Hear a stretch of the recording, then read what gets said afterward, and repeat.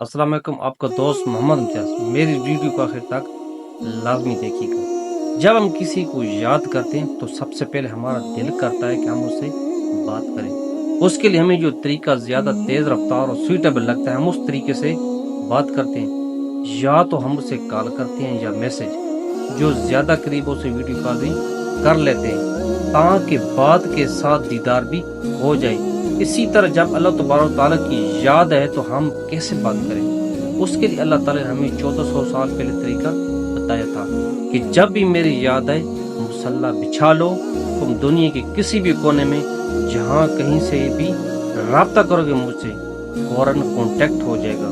कभी signal problem नहीं होगी, कभी लैंग्वेज एंगेज नहीं मिलेगी। जब कॉल मिलाओगे उसी वक्त रिसीव की जाएगी।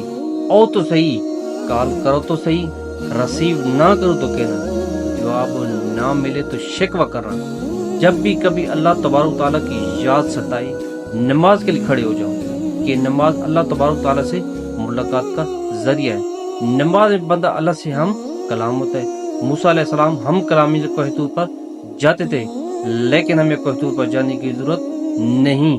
जहाँ भी हैं वहीं अल्लाह ताला से बात कर सकते हैं। सुबहान अल्लाह व बिहम्दी, सुबहान अल्लाह अज़ीम।